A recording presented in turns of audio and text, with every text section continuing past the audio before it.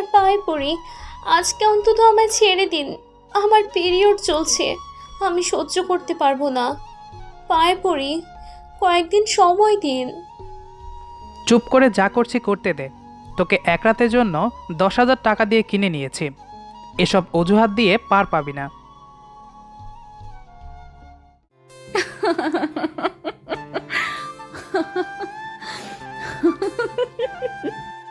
এই যে সুন্দরী, একা দাঁড়িয়ে আছো কেন?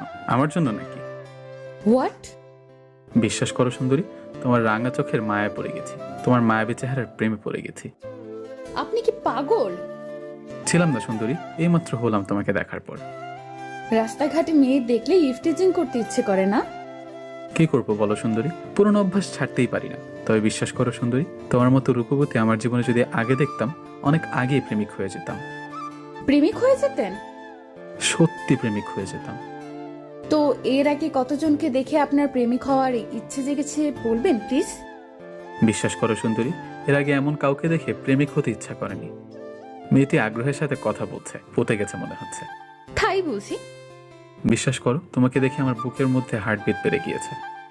হারামি, তোর ঢপ বন্ধ করবি? চল, দেরি হয়ে যাচ্ছে। আমি পিছনে ফিরে শামীমের দিকে রাগী চোখে তাকালাম। আমি আবার মেয়েটির দিকে তাকিয়ে দেখি মেয়েটি মিটমিট করে হাসছে। আসলে বন্ধু তো দুষ্টামি করে, বোঝনি তো। খুবই ভালো মতো বুঝেছি। তবে বিশ্বাস করো, তোমাকে দেখার পর আমার কেন যেন আজ প্রেমিক হতে ইচ্ছা করছে। তাই প্রেমিক হবেন? আচ্ছা বলুন তো, প্রেমিক বলতে আপনি কি বোঝেন? প্রেমিক বলতে কি বুঝি? বলুন। না মানে, বিষয়টা ভাবুক বিষয়, তবে আমার কাছে খুবই ইজি। আমার ভালোবাসা সম্পর্কে অনেক ভালো জ্ঞান আছে। ও মা, তাই? তাহলে বলুন, প্রেমিক প্রেমিকা বলতে আপনি কি বোঝেন? প্রেমিক হলো ছেলেরা, এদের কাজ সুন্দরী মেয়ে পটানো, না পটলে পিছনে লেগে থাকা। কিন্তু আমার আর পিছনে লেগে থাকতে হবে না, কারণ তুমি পটে গেছো। আমার কথা শুনে মেয়েটি সোনালি হাসি দিয়ে উঠল।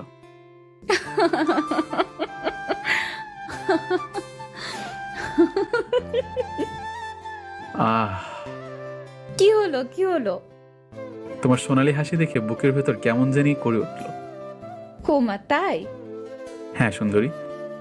মেয়েটি এবার কেমন জানি সিরিয়াস হয়ে বলল। আমাকে যে এসে বিরক্ত করতেছেন, জানেন আমি কে? আমি আপনার কি অবস্থা করতে পারি জানেন? আমার কাছে আপনি হলেন আমার প্রেমিকা, যার প্রেমে একটু আগেই পড়েছি আমি। এর থেকে আর কি চিনবো বলো সুন্দরী? মেয়েটি হঠাৎ তার ব্যাগ থেকে পিস্তল বের করে বলল, এটা কি জানেন? ওমা! আমি অবাক চোখে পিস্তলের দিকে তাকিয়ে থাকলাম। কি ব্যাপার, মা বের হলো কেন মুখ থেকে? সুন্দরী বলবেন না?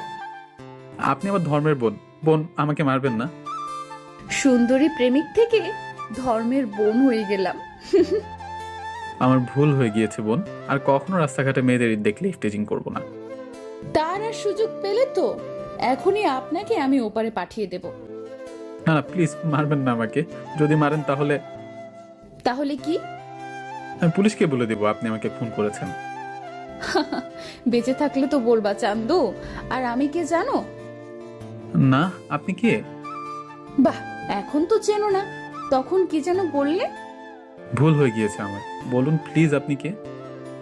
আমি হলাম ডিবি পুলিশ, মলি চৌধুরী মিষ্টি। ম্যাডাম ম্যাডাম, জীবনে আর এমন করব না, মাফ করে দিন প্লিজ। ওকে, ক্ষমা করে দিতে পারি, তবে কথা দিতে হবে আজকের পর থেকে মেয়েদেরকে আর বিরক্ত করা যাবে না। এই জন্মে আর না।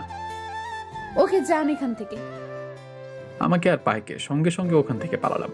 জন্মে শিক্ষা হয়েছে, বড় বাচ্চা বেঁচে গেছি। এরপর আর কখনো মেয়ে দেখলেই কথা বলতে যাব না। এসব বলতে বলতে আমি চলে আসলাম, কিন্তু আমি চলে আসার পর মেয়েটি, হাইরে পিস্তল, নকল আর আসল দেখতে দুটোই এক। শতবার আমাকে সেভ করলি ইফটিজার। মেয়েটি পিস্তলের দিকে তাকিয়ে এসব বলছিল, মানে পিস্তলটি নকল ছিল। পুরো বলদা হয়ে গেলাম। চাকরি ইন্টারভিউ দিতে বের হয়েছিলাম, রাস্তায় সুন্দরী মেয়েটিকে দেখে কথা বলতে গেলাম। কি হলো তারপর তো সবই দেখলেন। চাকরি চাকরি চাকরি, ভাইরে ভাই, বর্তমান বাংলাদেশে চাকরি খোঁজা মানে প্রশান্ত মহাসাগরে গহীন সোনা খোঁজার মতো। তাই আমি 2 বছর আগে মাস্টার্স পাস করে হাতে সার্টিফিকেট নিয়ে চাকরি খুঁজছি। কিছুদিন আগে একটি চাকরির পরীক্ষা দিয়ে ভাইবা পরীক্ষার জন্য ডাক পেয়েছি। এই নিয়ে কতবার যে ভাইবা পরীক্ষার জন্য ডাক পেয়েছি তা হিসাব করে শেষ করা যাবে না। মানে ভাই, সববারই ভাইবা পরীক্ষায় গিয়ে ফেল করে যাই। ওই একটাই কারণ, ওটি দাও আর চাকরি নাও।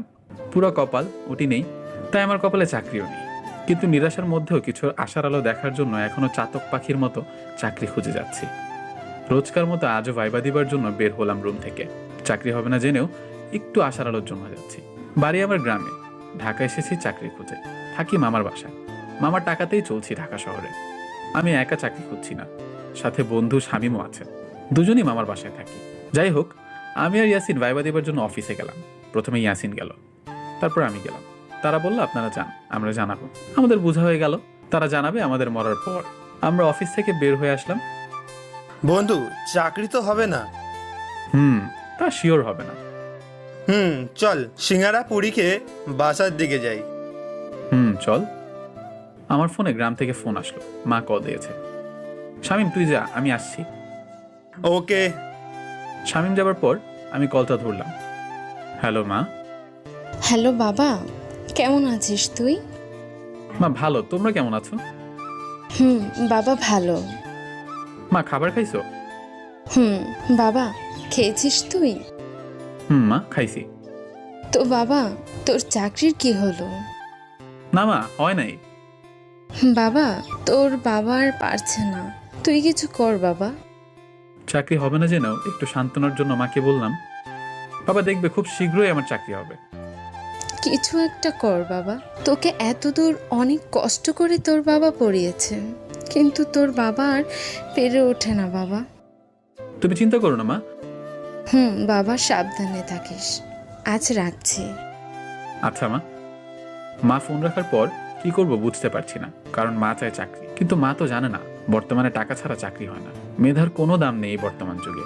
চাকরি আমাদের মতো গরিব ঘরের ছেলেদের জন্য না। যাই হোক, সবকিছু মনে চেপে রেখে শামীমের সাথে ফুটপাত দিয়ে হেঁটে হেঁটে বাসার দিকে যেতে লাগলাম। মনে একটাই চিন্তা, চাকরি করতে হবে, কিন্তু কোথায় পাবো চাকরি? চাকরি নামের বস্তুটা কি আমাদের মতো গরিব ঘরের ছেলেদের হাতে ধরা দিবে? যাই হোক, হাঁটতে আর ভালো লাগছিল না, তাই শামীমকে বললাম, বন্ধু এবার একটা রিক্সা ডাক দে, আর হাঁটতে ভালো লাগছে না। আচ্ছা। ইয়াসিন একটি রিক্সা নিল। দুজনে রিক্সা নিয়ে যাচ্ছিলাম, কিন্তু হঠাৎ খুব দ্রুত একটি প্রাইভেট কার আমাদের রিক্সাকে পাশ থেকে ধাক্কা মারে। আমাদের রিক্সাটা উল্টিয়ে যায়। প্রাইভেট কার ধাক্কা মেরে দ্রুত বের হয়ে যায়, আর আমাদের রিক্সা রাস্তায় উল্টে পড়ে যায়। আমাদের তেমন কোনো ক্ষতি হয়নি, এই হাত পা ছুলে গেছে, কিন্তু আমার বাম হাতে একটু ক্ষত হয়ে ব্লাড পড়ছিল তখন, তাই হাসপাতালে যেতে হলো। হাসপাতালে আমরা ইমার্জেন্সিতে গেলাম, একটি ব্যান্ডেজ করলেই হবে। আমাদেরকে বসতে বললো। তারপর দুজন নার্স আসলো, কিন্তু নার্সগুলোকে দেখে আমরা দুজনই হা করে তাকিয়ে আছি। নার্সের দুজনের মধ্যে একজন সকালের মেয়েটি ছিল, মানে ডিবি পুলিশ। ওই মেয়েটি আমাকে এসে বলল, দেখি কোথায় কাটছে আপনার। আমি তো রাগী চোখে মেয়ের দিকে তাকিয়ে আছি। কি ধাপ্পা বাজছে বাবা, আমাকে পুরো পাগল সাজিয়ে দিয়েছে। তারপর যখন মেয়েটি আমার দিকে তাকালো, আপনি? ডিবি পুলিশ ম্যাডাম, আমি। মেয়েটির সাথে অন্য নার্সটি বলল, কে রে তোরে ডিপি পুলিশ বলে কেন? চুপ থাক, তোকে সব পরে বলবো। এই বলে মেয়েটি কেটে পড়ছিল। তখন আমি বললাম, এই যে কোথায় যাচ্ছেন ব্যান্ডেজ না করে? এই তো করছি। তারপর মেয়েটি আমার সামনে এসে আমার বাম হাত দেখতে লাগলো। আমি চুপ করেই ছিলাম। মেয়েটি যথেষ্ট সুন্দরী, তার সৌন্দর্যে মুগ্ধ হয়ে তাকে দেখছি। আমি তখন চুপি চুপি বলে উঠলাম, কি অপরূপ সৌন্দর্য তোমার, তোমার সৌন্দর্যে আমার রাগ মাটি হয়ে গিয়েছে। কথাটি শুনে মেয়েটি আমার দিকে তাকিয়ে রাগী কণ্ঠে চাপা গলায় বলল, এরকম ফালতু লোকের সাথে এরকম দুর্ঘটনা হওয়াই উচিত। রাগলেও কত সুন্দর লাগে দেখতে, ইস। আপনাকে তো আমি। এই বলে মেয়েটি অনেকটা ডেটল তুলায় জমিয়ে আমার কাটা স্থানে চেপে ধরলো। উফ, পুড়ছে। ইচ্ছে করে এমনটা করলো নার্স। পুড়ছে আমার, কিন্তু সে ছাড়ছে না। রাগী চোখে তাকিয়ে আছে আর বলল, দেখো কেমন মজাটা। পুড়ছে, ছাড়ুন প্লিজ। নার্সের সাথে ফাজলামি করার মজাটা দেখুন এবার। উফ, ছাড়ুন প্লিজ। চিল্লান কেন? কাটা জায়গায় স্যাভলন না লাগালে হবে না তো? আপনি তো ইচ্ছে করে আমাকে কষ্ট দিচ্ছেন। কে শোনে কার কথা? নার্স আমার কথা না শুনে আমার কাটা স্থানে কষ্ট দিচ্ছিল। অবশেষে যখন ছাড়লো, বাঁচলাম। আমাকে ছাড়ার পরে মেয়েটি আমার সামনে ঝুঁকে বলল, এরপর যদি আর কখনো আমার আশেপাশে দেখি তাহলে এর থেকে বড় কষ্ট দেব। মেয়েটির আঙুল নাড়ালো। মাথার চুলগুলো আমার সামনে লাফালাফি করছিল। সবকিছু মিলে অসম্ভব সুন্দর একটি মুহূর্ত তৈরি হয়ে গিয়েছিল আমার জন্য। তোমার সৌন্দর্য এক নজর দেখার জন্য তোমার পক্ষ থেকে আসা সব কষ্টই আমি সহ্য করে নিতে পারবো সুন্দরী। ধুর! বিরক্ত হয়ে মেয়েটি আমার হাতে ব্যান্ডেজ করতে লাগলো। আমি মিষ্টির দিকে তাকিয়ে বললাম, একবার এই চোখের দিকে তাকাও সুন্দরী। কোনো কথা না বলে রাগী ভাব নিয়ে কাজ করতে লাগলো। সুন্দরী, তোমার নামটা কি জানো? মনে পড়ছে না। মিষ্টি চুপ করে আছে। আমি বললাম, ও হ্যাঁ মনে পড়েছে, মিষ্টি চৌধুরী। চুপ করবেন আপনি? ওকে চুপ। তারপর মিষ্টি মেয়েটি রাগী ভাব নিয়ে আমার হাতে ব্যান্ডেজ করলো। ব্যান্ডেজ করা শেষে চলে যাচ্ছিল। তখন আমি বললাম, আয় সুন্দরী শুনুন। কি আবার? না মানে কখন কিভাবে ওষুধ খাবো আর ব্যান্ডেজটা কবে খুলবো এগুলো জানার জন্য যদি তোমার নাম্বারটা দিতে। ও হ্যালো, আপনার হাত ভাঙেনি আর অনেক বড় ক্ষতি হয়নি যে ওষুধ খেতে হবে, মানে নাম্বার নিবার ধান্দা নাকি? তাহলে কবে ব্যান্ডেজ খুলতে আপনার কাছে আসবো সেটি তো বলবেন। এই দেখুন, বেশি বাড়াবাড়ি করতেছেন কিন্তু। এই ব্যান্ডেজের জন্য আবার আসবেন মানে? আরে তা না, আমার মা বলেছে কোনো কিছুকে ছোট করে দেখা উচিত না। আপনি আসলেই বেয়াদব। এই বলে মিষ্টি রাগী ভাব নিয়ে চলে যাচ্ছিল। আমি বললাম, আমি কিন্তু আসবো ব্যান্ডেজ খোলার জন্য। এই বলে আমি হাসতে লাগলাম। তোর কি সব জায়গায় লুচ্চামি করতে হবে? বন্ধু, জীবনে অনেক লুচ্চামি করেছি, কিন্তু এই নার্সকে দেখার পর থেকে খুব ভালোবাসতে ইচ্ছা করছে রে। হারামি, তোকে আবার সামনে পেলে পিটাবো। ভাই, নার্সের নরম হাতে উফ কি যে শান্তি লাগবে। দুজনে হেসে উঠলাম। আমরা হাসপাতাল থেকে বের হয়ে আসলাম। তারপর সোজা মামার বাসায় আসলাম। দুপুরে বাসায় এসে রুমে ঢুকলাম। কিরে, চাকরির কি খবর? জানি না মামা, ভাইবা তো দিয়ে আসলাম, চাকরি হবে নাকি জানি না। দ্রুত কিছু একটা কর ভাগ্নে। তোর মা ফোন দিছিল, তাদের অবস্থা খারাপ, তোর বাবা অসুস্থ, তোকে এখন সংসারের হাল ধরতে হবে। মামা।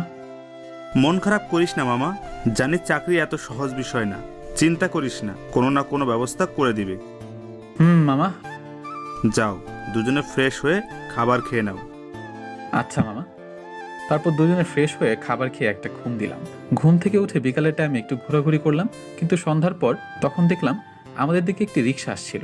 রিক্সায় ছিল হাসপাতালের নার্সটি। বন্ধু দেখ, সেই মেয়েটি। হ্যাঁ, কিন্তু এদিকে কেন? হয়তো এদিকেই থাকে। হতে পারে। মেয়েটিও আমাদেরকে দেখেছে, কিন্তু কেন জানি অবাক চোখে আমাদের দিকে তাকিয়ে আছে। রিক্সাটা আমাদেরকে ওভারটেক করে চলে গেল, কিন্তু রিক্সাটা আমাদের গলির সামনে গিয়ে দাঁড়ালো, তাই আমরাও দাঁড়ালাম। কিরে, দাঁড়ালি কেন? দেখ, নার্সের রিক্সাটা আমাদের গলির সামনে দাঁড়িয়ে আছে, চল যাই একটু কথা বলি। হারামি, তাও তোর লুচ্চামি করতে হবে? আরে তা না, দেখবো মেয়েটির বাসা কোথায়। আমি শামীমকে জোর করে টানতে টানতে রিক্সার কাছে নিয়ে গেলাম। রিক্সার কাছে যেতেই মিষ্টি মেয়েটির আর রিক্সাওয়ালার কথাবার্তা শুনতে পেলাম।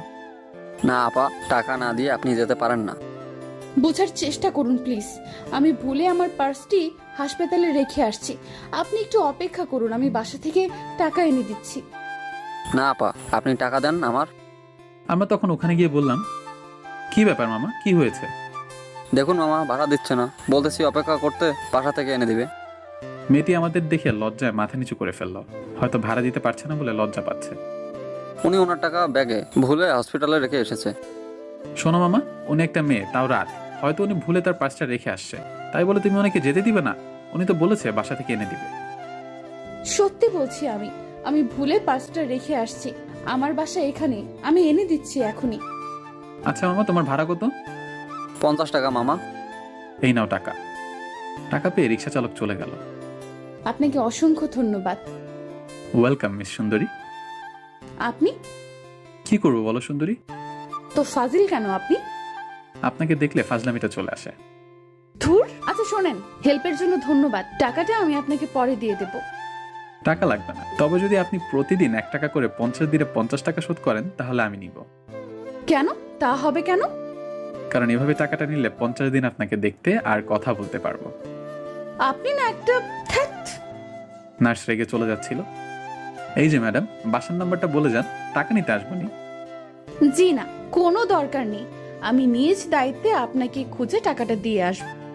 উফ, তোমার মতো সুন্দরী মেয়ে আমাকে খুঁজবে, ভাবতে অদ্ভুত একটা অনুভব পাচ্ছি। আজও মেয়েটি দ্রুত চলে গেল। মেয়েটি চলে যাওয়ার পর খাবার খেয়ে গ্রামে বাবা মার সাথে কথা বললাম।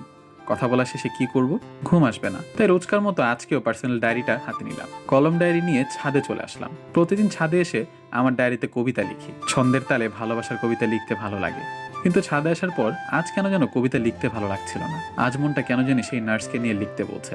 তাই আজ সারাদিন যা ঘটলো মেয়েটির সাথে সেগুলোই লিখতে লাগলাম ছাদে, গুটি গুটি হাঁটি হাঁটি করে। কিন্তু মেয়েটিকে নিয়ে লেখার সময় আমার নিজের লেখা কিছু কথা মনে পড়ে গেল, যাহা আমার ডায়েরিতে লেখা রয়েছে। আমি মরিয়া হয়ে সেই পেজটার সন্ধান করতে লাগলাম। কিছুক্ষণ খোঁজার পর পেয়েও গেলাম। কবিতাটি দেখার পর আজ কেন জানি পড়তে খুব ইচ্ছা করছিল, তাই আমি মৃদু কণ্ঠে কবিতা পড়তে লাগলাম। একদা দেখেছি তোমায় এক প্রভাতে, আবার যখন দেখা হবে খানিক যদি থমকে যাই, বেলি ফুলের গন্ধে কোথাও একটুখানি চমকে যাই, তাকিও তখন চোখ, হাসি মুখে বুকের ভেতর কে কেঁপে যায় শোকে। আমার পড়াটা শেষ হওয়া মাত্রই পিছন থেকে একটি কণ্ঠ ভেসে আসলো। বাহ, চমৎকার। আমি পিছন ফিরে তাকিয়ে যা দেখলাম, দেখার সঙ্গে সঙ্গে মাথা ঘুরে অজ্ঞান হয়ে পড়ে গেলাম। যখন আমার জ্ঞান ফিরল, আমি চোখ খুলে দেখি আপনি ঠিক আছেন তো? আমি মিষ্টির কোলে মাথা রেখে শুয়ে আছি। কিন্তু মিষ্টি এখানে আসলো কোথা থেকে? আমি জিজ্ঞাসা করলাম, আপনি এখানে? আগে বলুন, আপনি এখানে অজ্ঞান হয়ে পড়েছিলেন কেন? আপনি কি পড়ি? পড়ি মানে? মানে আমি ছাদে ঘোরাঘুরি করছিলাম, হঠাৎ পিছনে কারো কণ্ঠ শুনে তাকিয়ে দেখি সাদা পাখনা যুক্ত একটি মেয়ে দাঁড়িয়ে আছে। তারপর আমার আর কিছু মনে নেই। মানে আপনি পড়ি দেখে অজ্ঞান হয়েছেন? হ্যাঁ। কিন্তু পড়ি দেখে অজ্ঞান হবার কি আছে? আরে আপনি জানেন না, পরীরা অনেক শক্তিশালী হয়, যদি আমার কোনো ক্ষতি করতো তাই ভয় পেয়েছি। কই, কোনো ক্ষতি তো আপনাকে করেনি, মনে হয় ভালো পড়ি। হতে পারে। তাই পড়ি দেখে ভয় পাবেন? পড়িটা ভালো হয়। আপনি জানেন কিভাবে পরীরা ভালো হয়? আর আপনি এখানে আসলেন কিভাবে? আমি পরিদের সম্পর্কে সব জানি, কারণ আমি ওই নার্স না। মানে কি? শান্ত হন, শুনুন। আমি এই পথ দিয়ে যাচ্ছিলাম, কিন্তু আপনার চমৎকার ছন্দের তালে ভালোবাসার বাক্যগুলো থামতে হলো। তারপর যখন আপনার সাথে কথা বলার জন্য আসলাম, কিন্তু আপনি তো আমাকে দেখেই অজ্ঞান হয়ে পড়ে গেলেন। এখান দিয়ে যাচ্ছিলেন মানে?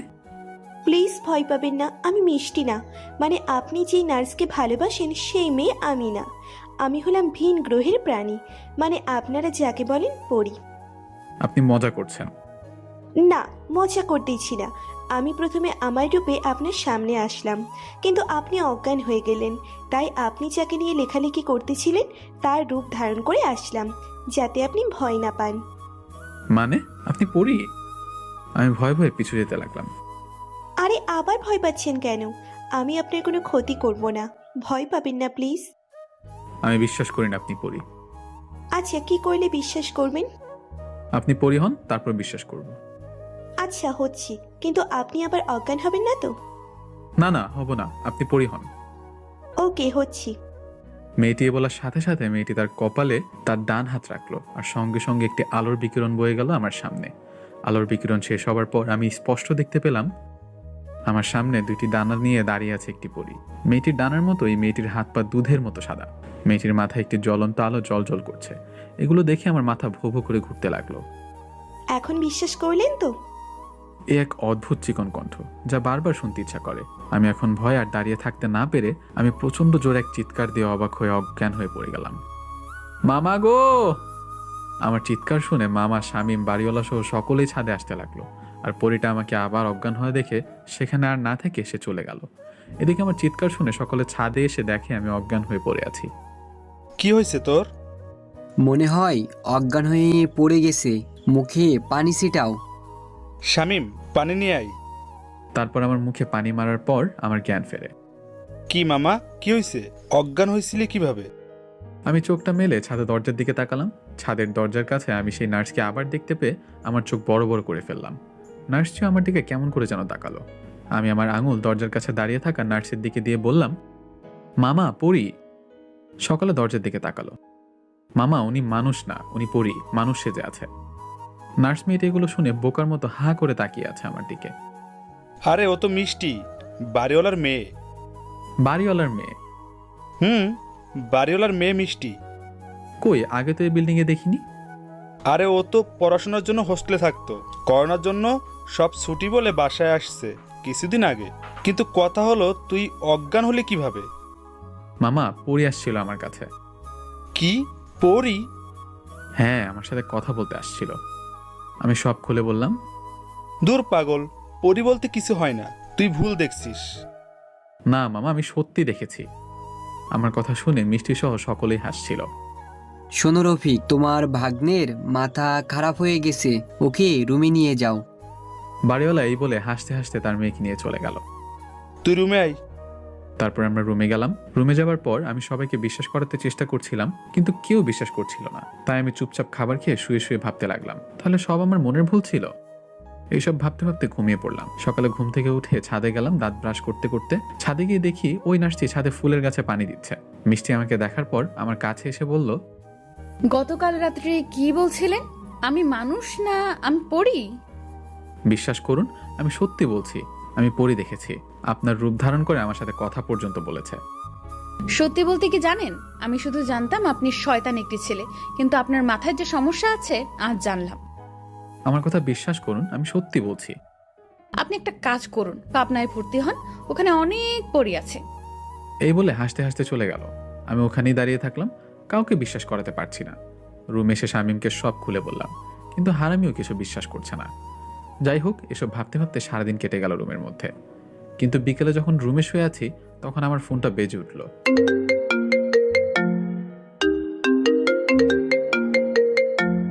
কলটা রিসিভ করলাম। হ্যালো, আসসালামু আলাইকুম। ওয়ালাইকুম আসসালাম। আপনি কি মিস্টার শুভ বলতেছেন? জি, আপনি কে? আমি মুসাফির। আপনি যে অফিসে গত পরশু ভাইবা দিয়ে আসলেন, সেই অফিসের কর্মকর্তা। তার মানে কি আমার চাকরিটা হয়ে গেল? জি স্যার, বলুন। আপনার চাকরিটা হয়ে গিয়েছে, আপনাকে অভিনন্দন। আমি খুশিতে দিশেহারা হয়ে, স্যার সত্যি বলছেন স্যার? জি সত্যি। আপনি আগামী শনিবার অফিসে চলে আসবেন। আর কি স্যার? আরে বোঝেন না কি বলতে চাচ্ছি? কথাটি শুনে নিমিষে আমার খুশি মাটিতে মিশে গেল। এমনটা কয়জনের সাথে হয়েছে? গল্পপ্রেমিকরা আমাদেরকে জানাতে ভুলবেন না। জি, বুঝে গিয়েছি। কত বলুন? বেশি না, 5 হলেই হয়ে যাবে। আচ্ছা, ভালো থাকবেন। আমি এই বলে কলটা কেটে দিলাম। শালার চাকরির কিছু না বলি, আর ইন্টারভিউই দেব না, চাকরিও করব না। গ্রামে গিয়ে কৃষি কাজ করব। বর্তমানে মেধার কোনো দাম নেই, সব টাকার উপর চলে। সন্ধ্যা প্রায় লেগে গেছে। হাসির আলোর দেখার সাথে সাথে দুঃখের অন্ধকারে সব বিলীন হয়ে গেল। আর মনটা খারাপ ছিল, তাই সন্ধ্যায় চোখ বন্ধ করতেই কখন ঘুমিয়ে পড়েছি জানি না। খাবারের জন্য মামা ডাকেনি, কাল ভয় পেয়েছি বলে। এক ঘুমে রাত 10টা বেজে গিয়েছে, আমার ঘুম ভাঙেনি। কিন্তু আমার ঘুমের মধ্যে আমি দেখতে পেলাম আমার কাছে কালকে সেই পরীটা এসেছে। আমার সামনে এসে হাঁপিয়ে হাঁপিয়ে পরীটা বলছে, শুভ ওঠো, দ্রুত ওঠো। আমি চোখ খোলার চেষ্টা করলাম, কিন্তু পারলাম না। আমার মুখ দিয়ে কথাও বের হচ্ছিল না। এদিকে আমার স্বপ্নে আমাকে পরীটা ডেকে যাচ্ছিল। যখন আমি উঠছিলাম না, তখন পরীটা আমার শরীরে স্পর্শ করাতে আমি ঘুম থেকে উঠে সোজা বসে পড়ি। আর চোখ খুলে সামনে তাকিয়ে দেখি কালকের সেই পরী। আমি স্বপ্ন ভেবে চোখে আঙুল দিয়ে ডলছিলাম। স্বপ্ন না শুভ, এটা সত্যি। চলো আমার সাথে, দ্রুত চলো। পরীটার কণ্ঠ শুনে আমার পাশে শুয়ে থাকা শামীমকে ডাকতে যাব, তখন পরীটা বলে উঠল, তুমি ছাড়া আমাকে কেউ দেখতে পারবে না। আর আমি তোমার কাছে এসেছি কারণ তোমার ভালোবাসা মিষ্টিকে কিছু বকাটে ছেলেরা প্রাইভেট কারে তুলে নিয়ে যাচ্ছে। মানে? আমি সত্যি বলছি, মিষ্টি হাসপাতাল থেকে আজ একটু দেরিতে বের হয়েছে, আর তাই রাস্তায় কিছু বকাটে ছেলেরা ওকে তুলে নিয়ে গেছে। আপনি মিথ্যা বলছেন আমাকে আপনার সাথে নেবার জন্য। কি প্রমাণ আছে আপনি সত্যি বলছেন? জানি বিশ্বাস করবে না, তাহলে এই দেখো। এই বলে পরীটা তার অলৌকিক শক্তি ব্যবহার করে আমার সামনে দেখাতে লাগলো। আমি দেখলাম নার্সকে কিছু ছেলে গাড়ির মধ্যে জোর করে আটকে রেখেছে। মিষ্টির মুখ ওড়না দিয়ে বাঁধা। আমি তো তোমাকে সেটাই বোঝানোর চেষ্টা করতেছি সেই কখন থেকে। প্লিজ আমাকে ওর কাছে নিয়ে চলেন। আসো। তারপর পরী তার অলৌকিক শক্তি ব্যবহার করে সেখানে নিয়ে গেল। তুমি কিছু একটা করো। যদি আমি কিছু করতে পারতাম তাহলে কি তোমাকে ডাকতাম না? মানে? মানে মানব জাতির উপর আমাদের শক্তি ব্যবহার করা বারণ। যদি করি তাহলে? পরীটা থেমে গেল। তাহলে কি? যদি আমি আমার শক্তি তোমাদের উপর ব্যবহার করি তাহলে আমি সঙ্গে সঙ্গে আমার সব শক্তি হারিয়ে ফেলবো। আমি তোমাদের মতো সাধারণ মানুষ হয়ে যাব। কিন্তু এখন কিভাবে গাড়ি থামাবো? দেখো, ওরা গাড়ির মধ্যে মিষ্টির সাথে নোংরামি করার চেষ্টা করছে। আমি শুধু গাড়িটা থামিয়ে দিতে পারি, এর বেশি কিচ্ছু করতে পারবো না। বাকিটা তোমাকে করতে হবে। তাহলে দ্রুত গাড়িটা থামো প্লিজ, আর আমার হাতে একটি মোটা লাঠি এনে দাও। আচ্ছা। তারপর পরীটা আমাকে একটি লাঠি দিল আর তার শক্তি ব্যবহার করে গাড়িটা থামিয়ে দিল। গাড়ি একা একাই বন্ধ হয়ে গেল আর আমাকে গাড়ির সামনে নিয়ে দাঁড় করালো। গাড়িটা বন্ধ হলে গাড়ির মধ্যে থাকা 4টি লোক গাড়ির সামনে আমাকে দেখে তারা মিষ্টিকে গাড়ির মধ্যে রেখে গাড়ি থেকে বের হলো। আমার হাতে লাঠি দেখে তারা খালি হাতে বের হলো না, তাই আমি তাদের সুযোগ দেবার আগে আমি দ্রুত একজনকে মাথায় বাড়ি দিয়ে মাটিতে শুইয়ে দিলাম। তারপর ওপাশ থেকে বাকি দুজন আসার আগেই এই পাশে থাকা আরেকজনকে মাথায় বাড়ি দিয়ে শুইয়ে দিলাম। আর এইদিকে ওই দুজনের মধ্যে একজন পিছন থেকে এসে সোজা আমার মাথায় বাড়ি দিল। সঙ্গে সঙ্গে আমার মাথা ফেটে রক্ত পড়তে লাগলো, কিন্তু আমি মাটিতে পড়ে না গিয়ে শরীরের সর্বশক্তি দিয়ে লোকটির মাথায় বাড়ি দিয়ে মাথা ফাটিয়ে দিলাম। আর আরেকজন তখন এই সুযোগে আমার বাম হাতে একটি বাড়ি দিল। বাড়ি দেওয়ার সাথে সাথে লোকটির হাতের লাঠি ভেঙে 2 ভাগ হয়ে গেল। বাড়ি দেওয়ার পর আমি আমার বাম হাতে কোনো বল পাচ্ছিলাম না, হয়তো বাম হাত ভেঙে গিয়েছে। আমি আমার পাটা ব্যবহার করে শেষ লোকটির মিডলে লাথি দিলাম, আর ডান হাতের লাঠিটা দিয়ে মাথায় বাড়ি দিলাম কয়েকটা। সবগুলো মাটিতে গড়াগড়ি খাচ্ছে, আর আমি মাতালের মতো এদিক থেকে ওদিক যাচ্ছি। মাথা থেকে অনবরত রক্ত পড়ছে, মাথাটা ঝিম ধরে আছে, সব কিছু ঘুরছিল। লোকগুলোকে মাটিতে পড়ে থাকা অবস্থা আমি আরও পেটাতে থাকলাম। সবগুলোকে যখন মাটিতে লেপে দিয়েছি তখন আমি গাড়ির দরজাটা খুললাম। দরজাটা খুলে আমি ঝাপসা চোখে দেখতে পেলাম মিষ্টি মানে সুন্দরী নার্স অবাক চোখে আমার দিকে তাকিয়ে আছে। আমি মিষ্টিকে গাড়ি থেকে নামালাম। আমি দাঁড়িয়ে থাকতে পারছিলাম না, কারণ প্রচুর রক্ত পড়ছিল, আমার শরীর ঝিম ধরে আসছিল। আমি মাটিতে পড়ে যাওয়ার আগে মিষ্টিকে বাঁধন মুক্ত করলাম। তারপর আমার আর কিছু মনে নেই। তারপর যখন আমার জ্ঞান ফিরল তখন আমি নিজেকে হাসপাতালের বেডে আবিষ্কার করলাম। আমার পাশে বসেছিল সেই নার্স মানে মিষ্টি। আপনি? আমার মাথায় ব্যান্ডেজ, হাতে ব্যান্ডেজ, বাম হাত কেসে। আপনার জ্ঞান ফিরেছে? আমি আস্তে করে বললাম, হ্যাঁ। আমার জ্ঞান ফেরার কথা শুনে মামা, ইয়াসিন, মিষ্টির বাবা মা ভিতরে আসলো। মামা কেমন লাগতেছে এখন? মামা ভালো। বাবা, তুমি আমার মেয়েকে অনেক বড় বিপদ থেকে বাঁচিয়েছো। তোমাকে যে কি বলে ধন্যবাদ দিব আমি জানি না। আঙ্কেল, এটি আমার কর্তব্য ছিল। তোমরা কেউ ওনার সাথে কথা বললো না, উনি কথা বললে মাথায় সমস্যা হবে। আমি রুমের মধ্যে পরীকে দেখতে পেলাম, আমি ছাড়া তো কেউ দেখতে পাবে না। পরীটা আমার দিকে তাকিয়ে একটি হাসি দিয়ে ফাইন দেখালো হাত দিয়ে। ঠিক বলছো, ওর সাথে কেউ কথা বলো না। তোমরা সকলে বাইরে যাও, ওনাকে রেস্ট নিতে দাও। ওকে। সকালে রুম থেকে বের হলো। তারপর মিষ্টি আমার কাছে এসে বলল, একটু কষ্ট করে উঠে বসতে হবে, একটু ওষুধ খেতে হবে। এত সুন্দর করে কথা এর আগে বলেনি। আমি তো পারবো না উঠতে, বাম হাত ভাঙা। ওকে, আমি উঠিয়ে দিচ্ছি। এ বলে মলি আমাকে ধরে বসালো। নেন, খান। আমি ওষুধটা নিয়ে খেলাম। ওষুধ খাওয়া শেষে মিষ্টি একটি চেয়ার নিয়ে আমার সামনে বসলো আর বলল, আমি কিছু কথা বলবো, সব কথার উত্তর দিবেন, তবে আস্তে আস্তে। তার আগে আমার কিছু কথা আছে। কি কথা? আমি আপনাকে বাংলা সিনেমার নায়কের মতো বাঁচালাম, তোমার তো এখন আমার প্রেমে পড়ে যাবার কথা। তাই? তুমি আমাকে এখন বলবে তোমাকে ভুল বুঝছি, আমাকে ক্ষমা করে দাও, আর আমি তোমাকে ভালোবাসি। না, বলবো না তো। কেন? তুমি কি আমার প্রেমে পড়োনি? না তো। পড়ো নাই? না মানে, আপনি কি ভালো হবেন না? হাসপাতালের বেডে শুয়ে আছেন, তাও শয়তানি করতেছেন। কি করব তাহলে? আগে আমার প্রশ্নের উত্তর দিন। কি? আপনি জানলেন কিভাবে, আর আমাকে খুঁজে বের করলেন কিভাবে? রুমের মধ্যে পরিটা সব শুনছে আর হাসছে। আমি বলতে পারি, তবে তুমি কি বিশ্বাস করবে? অবশ্যই করব, বলেন। আগে কথা দাও, কথাগুলো কাউকে বলবে না। আচ্ছা, বলবো না, বলেন। তুমি বিপদে আছো, কোথায় আছো, এই সব কিছু আমাকে বলেছে সেই দিন রাত্রে পরিটা। মানে এখনো ফাজলামি? বলেন প্লিজ সত্যিটা। এই তো বিশ্বাস করছেন না। Okay wait. আমি এই বলে পরিটাকে বললাম, পরি তুমি মিষ্টির সামনে এসো তো। কার সাথে কথা বলেন? চুপ করো, পরি আসো প্লিজ। পরিটা না করলেও আমার চাপে আসতে বাধ্য হলো। কি এখন বিশ্বাস হলো? তার মানে সেদিন রাত্রের সব কথা সত্যি ছিল? আপু সত্যি ছিল। কিন্তু আমি তো জানতাম পরি বলতে কিছু নেই। ভুল জানতে, এখন সঠিকটা দেখে জেনে নাও। সেটাই তো দেখছি। তারপর পরিটা হঠাৎ বলে উঠল, তোমরা থাকো, আমাকে যেতে হবে, আমার ডাক পড়েছে। আগামী 1 মাস পৃথিবীতে আসা বারণ আমাদের, তাই আসতে পারবো না। কেন আসতে পারবে না? কারণ আমাদের রাজ্যের রাজার মেয়ের বিবাহ, এই জন্য। আমি আসি, তোমরা দেখে শুনে থেকো, 1 মাস পর দেখা হবে। আচ্ছা, মিস করবো খুব। আমিও অনেক মিস করব। এই বলে পরিটা চলে গেল। কি সুন্দরী, চুপ কেন? আমি সত্যিই অবাক, বাস্তবে পরি আছে জেনে। যাই হোক, এখন সুন্দর করে লাভ ইউ বলে দাও। মানে এটা বলবো কেন?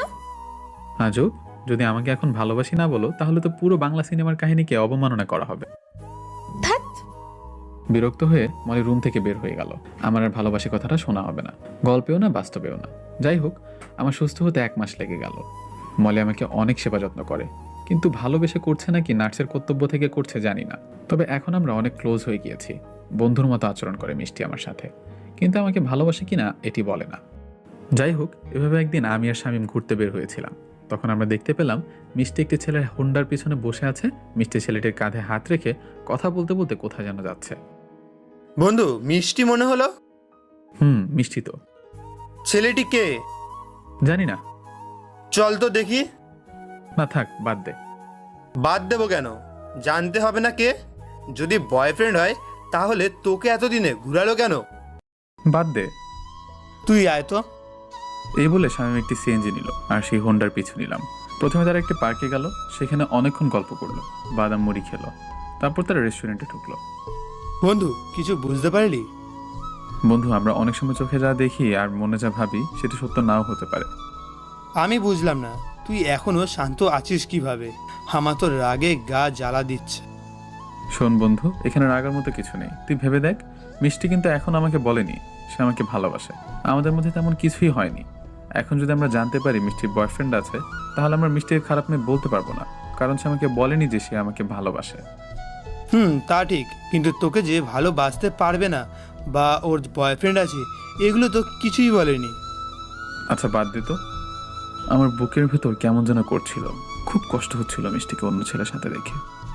চল আমরা কথা বলি ওদের কাছে গিয়ে।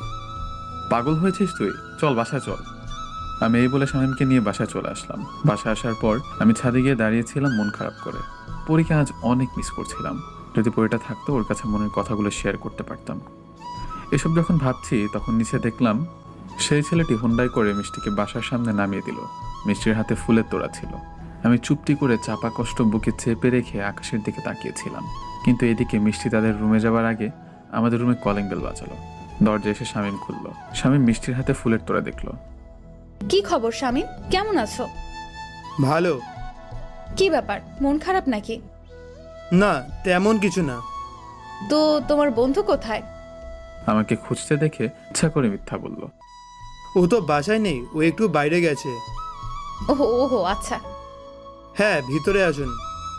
না থাক, পরে এক সময় আসবো। তুমি তোমার বন্ধুকে বলো আমাকে কল দিতে।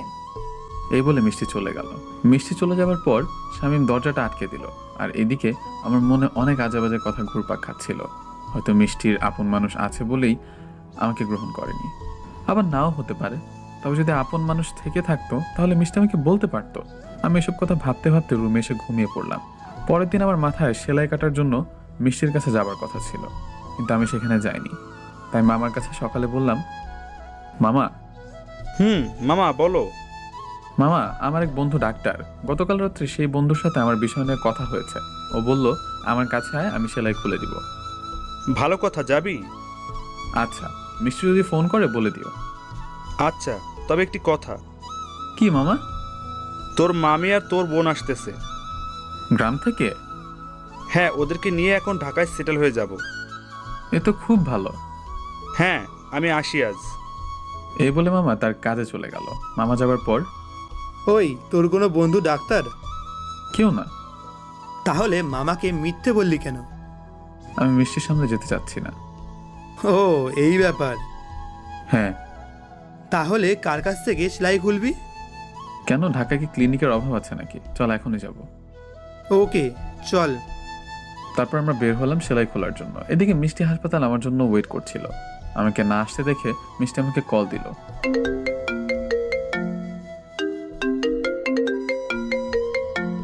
আমি কল এসে দেখে ফোনটা বন্ধ করে দেই। তারপর অনেকক্ষণ মিষ্টি আমাকে ফোন দিতে ট্রাই করলো, কিন্তু না পেয়ে মিষ্টি মামাকে কল দিল।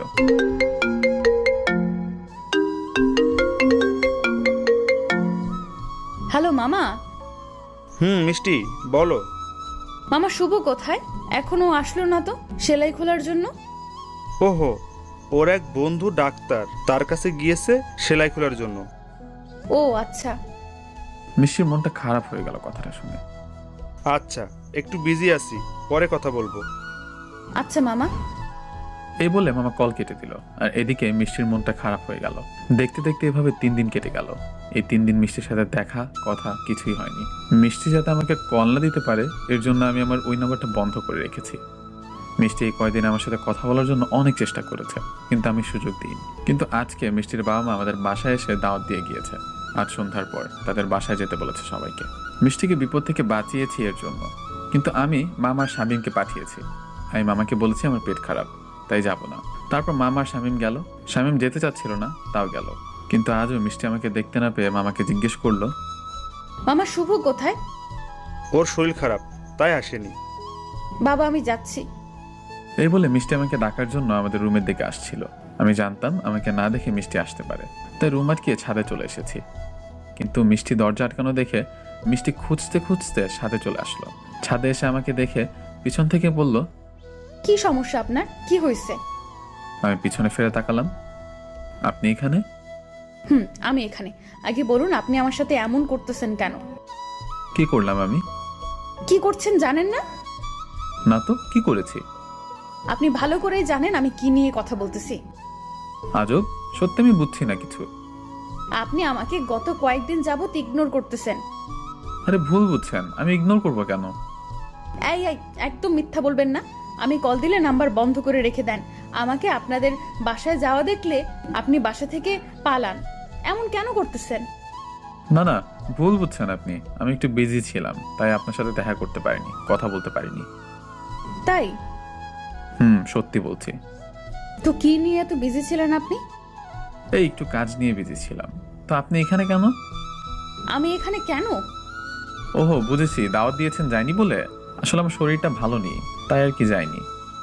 আপনি যে মিথ্যাও বলেন জানতাম না। সত্যি আমার শরীর খারাপ, মিথ্যা বলছি না। চুপ করুন, আপনার শরীর খারাপ কিনা দেখতেই পারতেছি। আসলে কোনো কথা শুনবো না আপনার আর। এখনই আপনি আমার সাথে আমাদের বাসায় যাবেন। আসুন। মিষ্টির রাগ দেখে আমি চুপচাপ বললাম, আচ্ছা চলুন।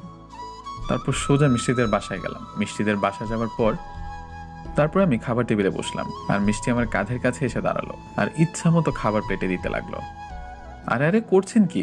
আমি এত খেতে পারবো না। তা বললে তো হবে না। আপনার শরীর ভালো করে দিব খাবার খাইয়ে। মানে কি? মানে কিছুই না, সব খাবার খেতে হবে। আমি আর কিছু বললাম না। মিষ্টির রাগ দেখে চুপচাপ খেতে লাগলাম। খাবার খাওয়া শেষে আমরা যখন চলে আসছিলাম তখন মিষ্টির সুযোগ বুঝে আমার কানের কাছে এসে বলল, নাম্বারটা যেন আজ থেকে খোলা পাই, না হলে খবর আছে। আমি কিছুই বললাম না। মিষ্টির দিকে একটু তাকিয়ে বের হয়ে আসলাম। আমার রুমে আসার পর আমি ভাবতে লাগলাম, মিষ্টি এমন করছে কেন? ও তো আমাকে ভালোবাসে না, তাহলে এমন করলো কেন? এসব ভাবতে ভাবতে মিষ্টির বলা কথাটা মনে পড়ে গেল। নাম্বার খোলা না পেলে আমার কপালে শনি আছে। তাই কিছু না ভেবে নাম্বারটা ফোনে ভরে অন করলাম। নাম্বারটা অন করার 1 মিনিটের মধ্যে 50টা SMS আসলো মিষ্টির নাম্বার থেকে। মিস কল অ্যালার্ট সার্ভিস চালু করা ছিল, তাই দেখতে পেলাম মিষ্টি আমাকে মোট 30 বার কল করেছে। আমি তো এগুলো দেখে পুরাই অবাক। মিষ্টি আমাকে কেন এত কল বা SMS দেবে? তাহলে কি মিষ্টিও আমাকে ভালোবাসে? যদি আমাকে ভালোবাসে তাহলে ওই ছেলেটিকে। তাহলে কি আমি মিষ্টিকে ভুল বুঝছি? আমার মাথায় কিছুই ঢুকছে না। আমি মনে মনে ঠিক করলাম, না, বিষয়টা নিয়ে মিষ্টির সাথে কথা বলতে হবে। আমার মন এখন বলছে হয়তো আমি মিষ্টিকে ভুল বুঝছি। এসব ভাবছিলাম বসে বসে, হঠাৎ ফোনটা বেজে উঠল।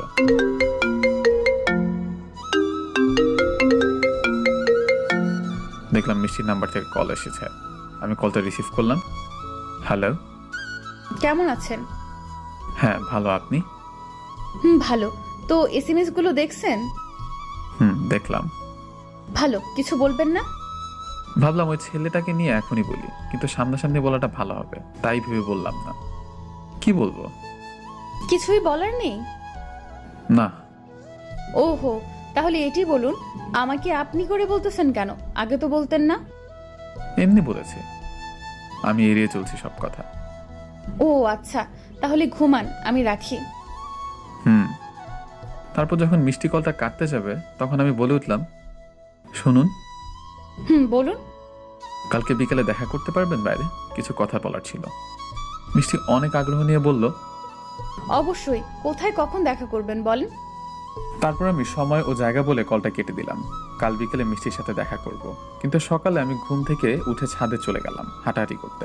শীতের সকাল 8টা বাজে। হাঁটাহাঁটি করতে করতে আমার নিচের দিকে চোখ গেল। নিচে দেখি সেদিনকার সেই ছেলেটি বাড়ির সামনে হুন্ডা নিয়ে দাঁড়িয়ে আছে। আমি ভাবতে লাগলাম, ছেলেটা এখানে কেন? ঠিক তখনই দেখলাম মিষ্টি বাসা থেকে সেজে গুজে বের হলো আর ছেলেটার হুন্ডায় বসে কোথায় যেন গেল। এটি দেখার পর আমার মনটা সঙ্গে সঙ্গে খারাপ হয়ে গেল। মিষ্টির সাথে দেখা করার ইচ্ছাটাও মরে গেল। তাই মন খারাপ করে সারাদিন রুমে শুয়েছিলাম। কিন্তু দুপুরে বাসায় মামি আর মামাতো বোন আসলো। মামাতো বোনের নাম সুমি, আর আমি সবসময় আমার সাথে দুষ্টামি করে। আমাকে কিভাবে প্যারায় ফেলবে সেই চিন্তায় থাকে। তাই বাসায় এসেই আমাকে খুঁজতে খুঁজতে আমার রুমে চলে আসলো। ভাইয়া ভাইয়া, আমি চলে আসছি। সুমি ক্লাস 10-এ পড়ে, অনেক ফাজিল। আমার কপাল পুড়েছে। তা তো পূর্বেই। শোন, বেশি কিছু বলবো না, বিকালে ঘুরতে নিয়ে যেতে হবে।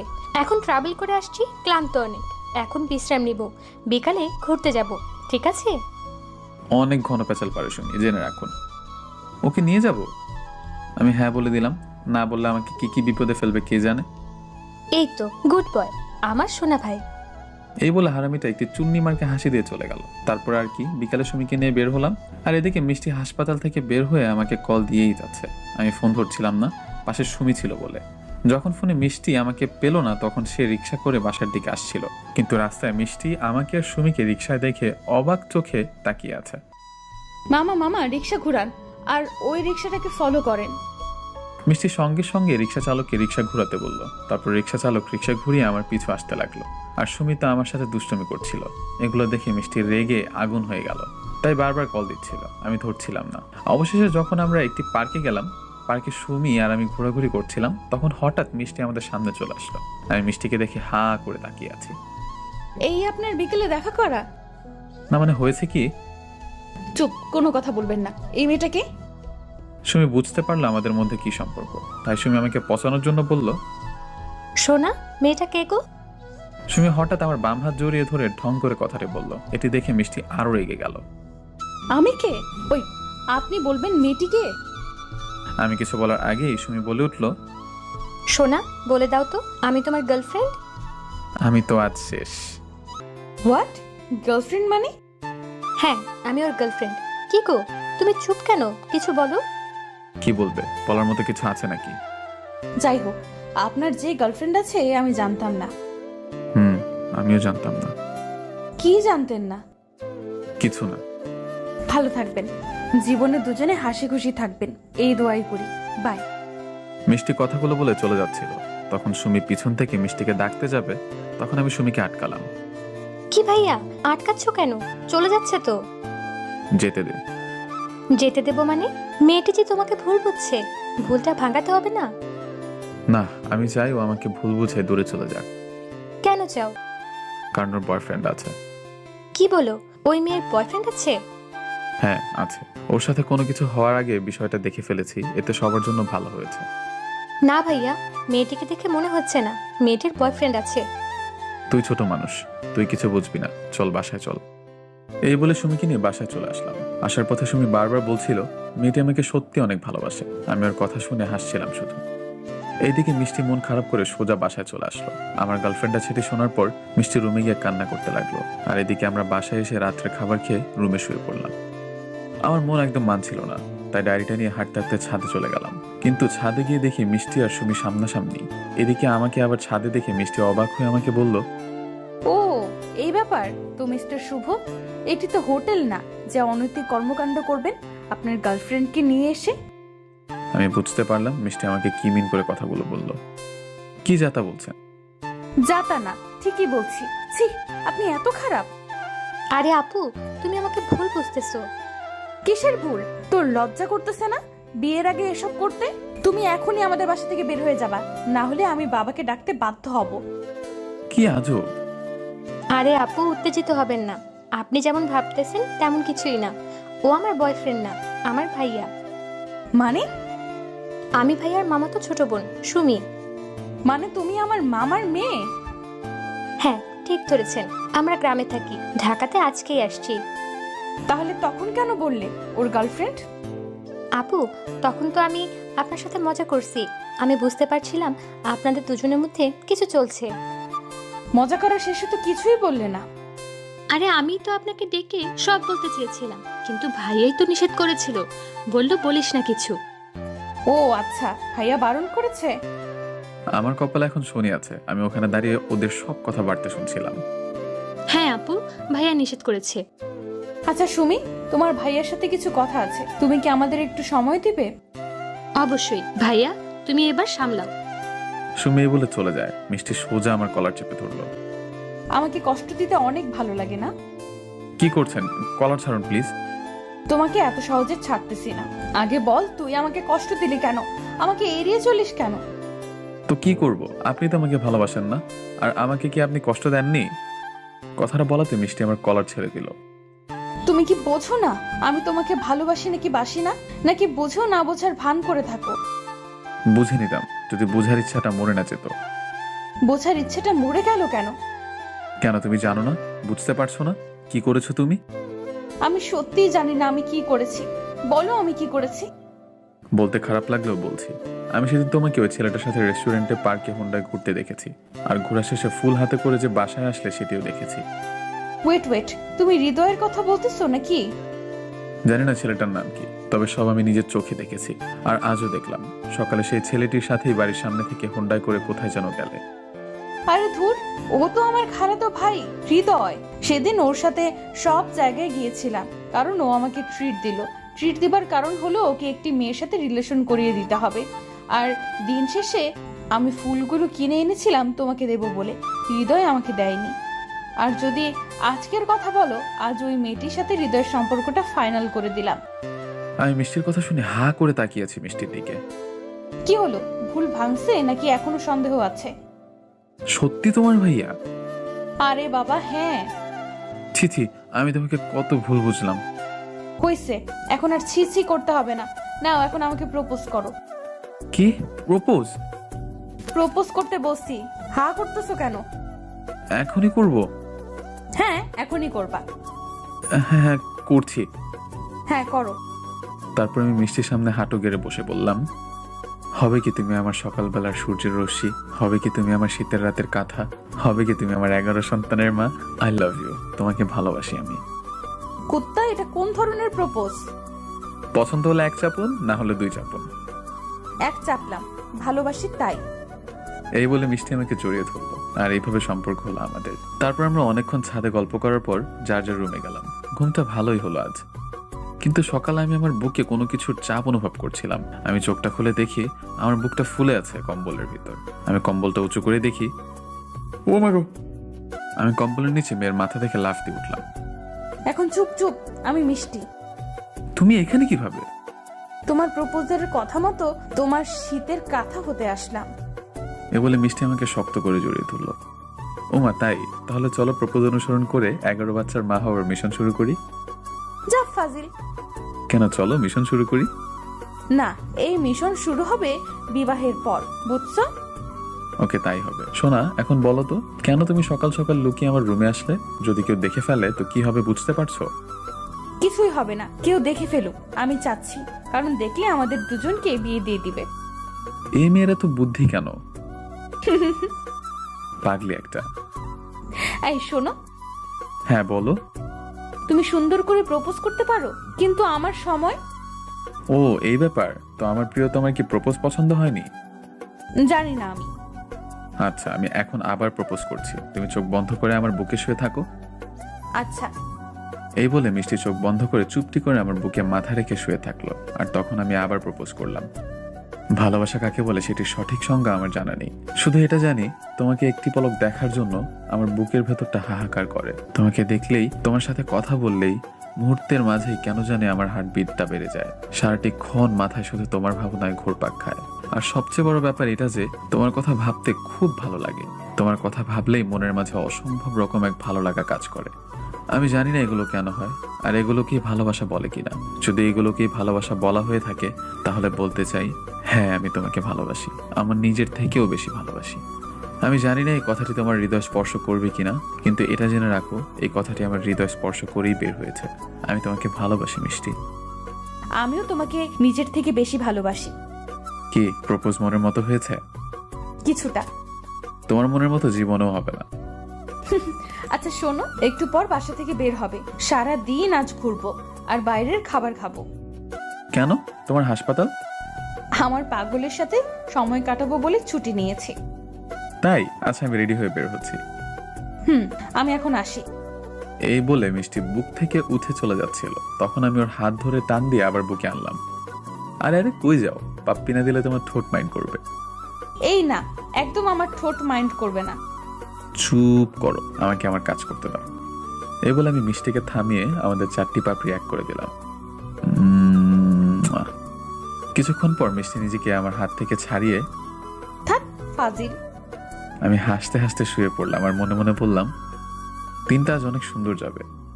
কিন্তু এদিকে মিষ্টি চলে যাওয়ার সঙ্গে সঙ্গে খাটের নিচ থেকে একটা শব্দ আসলো। আহ, কি চুমাচুমি রে। কে?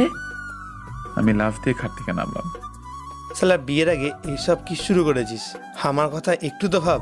এমনিতেই আমি সিঙ্গেল, তারপরে যদি তোমাদের এই চুমাচুমি দেখি বুকটা ফেটে যায়। হারামি, তুই নিচে গেলি কখন? আমি তো ওয়াশরুমে ছিলাম, এসে দেখি তোমরা মুভি শুরু করে দিয়েছো, তাই বাধ্য হয়ে নিচে যেতে হয়েছে। আমি শামীমের কথা শুনে হেসে দিলাম, তারপর শামীমের সাথে একটু হাসাহাসি করলাম। যাই হোক, ফ্রেশ হয়ে বাসা থেকে বের হলাম। সারাদিন অনেক ঘুরলাম আমরা। বাসায় আসার সময় রিক্সা মিষ্টি আমার হাত ধরে কাঁধে মাথা রেখে বলছিল, আচ্ছা তুমি জব করবে না? তুমি অন্তত কাজের কথা বলে আমাকে লজ্জা দিও না। কিন্তু তোমার তো একটি কাজ করতে হবে, তোমার পরিবার আছে, আর আমিও তোমাকে বেশি দিন দূরে রাখতে চাই না। তুমি পাশে থেকো, চাকরি পেয়ে যাবো। আমি তোমার পাশে আছি। তারপর আমরা বাসার কাছে চলে আসলে যার যার মতো বাসায় গেলাম, যাতে কেউ না বোঝে। আজ আমি অনেক খুশি। জীবনে একজন গার্লফ্রেন্ড থাকলে কি যে এক অদ্ভুত অনুভূতি অনুভব করা যায় সেটি বলে আপনাদের বোঝাতে পারবো না। যার গার্লফ্রেন্ড আছে সেই বোঝে। কিন্তু আমরা খুশি, এরই মধ্যে একটি চিন্তা সংবাদ আসলো, যে সংবাদ আমার খুশিকে দমিয়ে রাখলো। আমি তো রুমে এসে খাবার খেয়ে মিষ্টির কলের জন্য অপেক্ষা করছিলাম, আর এদিকে মিষ্টি খাবারের টেবিলে। মিষ্টির বাবার কথায় অবাধ্য হবার কোনোদিন সাহস হয়নি, কিন্তু বাবার এই কথা শুনে মিষ্টি খাবার খাওয়া বন্ধ করে মাথা নিচু করেছিল। মেয়ের চুপ থাকা দেখে বাবা হ্যাঁ মনে করে বলল, মা, তোর সাথে কিছু কথা ছিল। বলো। তুই তো অনেক বড় হয়ে গেছিস, তাই তোর বিয়ের কথা আমরা ভাবতেছি, তুই কি বলিস? মিষ্টি কিছু না বলে মাথা নিচু করে বসেছিল। জসিম সাহেবের ছেলের সাথে তোর বিয়ে ঠিক করেছি। মিষ্টি মাথা নিচু করে বসে আছে। ছেলেটা ইঞ্জিনিয়ার, অনেক টাকা পয়সার মালিক, তুই অনেক সুখী হবি রে মা। মিষ্টি কিছু না বলে শুধু চুপ করে বসেছিল। মিষ্টির বাবা মাই কথা বলছিল এই বিষয় নিয়ে। তারপর খাবারের টেবিল থেকে মিষ্টি উঠে এসে রুমে আসলো। তারপর রুমে দরজা আটকে আমাকে কল দিল।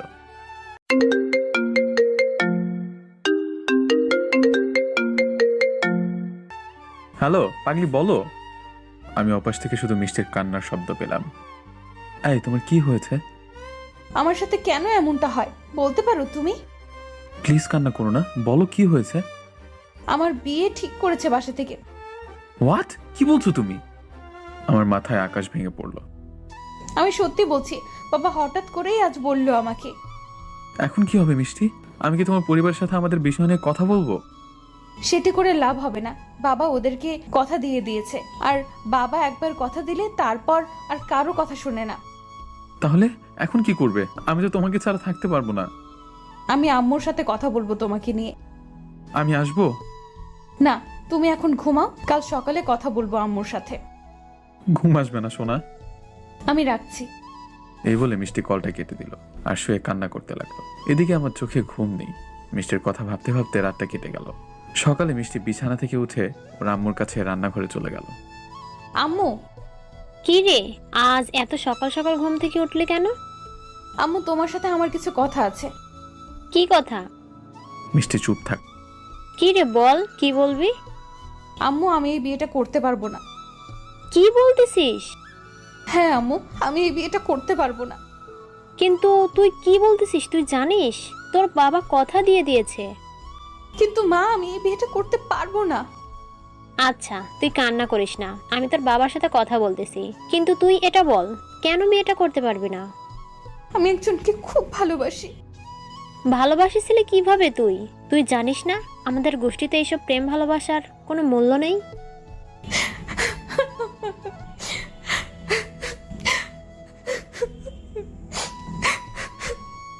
মিষ্টি কিছু না বলে কান্না করতে লাগলো। আমি তোর বাবাকে বলতেছি, দেখি উনি কি বলে। মিষ্টির মা এই বলে মিষ্টির বাবার কাছে গেল, সবকিছু তাকে বলল। মিষ্টির বাবা সবটা শোনার পর মিষ্টি, ওই মিষ্টি। রাগী কণ্ঠে চিৎকার দিয়ে মিষ্টিকে ডাকলো। মিষ্টি বাবার রাগী কণ্ঠ শুনে ভয়ে ভয়ে বাবার রুমের দিকে যেতে লাগলো। রুমে যাবার পর তোর মা যা বললো সব ঠিক সত্য? মিষ্টি কান্না জড়িত কণ্ঠে শুধু তার মাথা নাড়ল। তোর সাহস হলো কিভাবে ওই পাপ কাজ করার? মিষ্টি আবারও কান্না জড়িত কণ্ঠে শুধু তার মাথাই নাড়ল। ছেলেটাকে মিষ্টি মাথা নিচু করে থাকা অবস্থায় বলল, শুভ। হোয়াট? শুভ? হ্যাঁ আব্বু।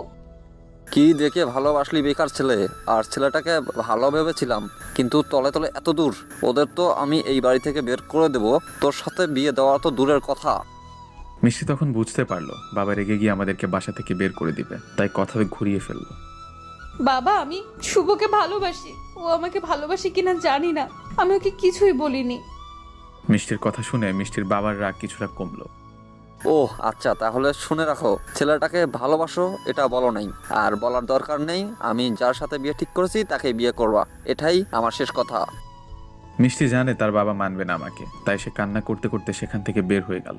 মিষ্টি তার রুমে গিয়ে দরজা বন্ধ করে কান্না করতে করতে আমাকে কল দিল।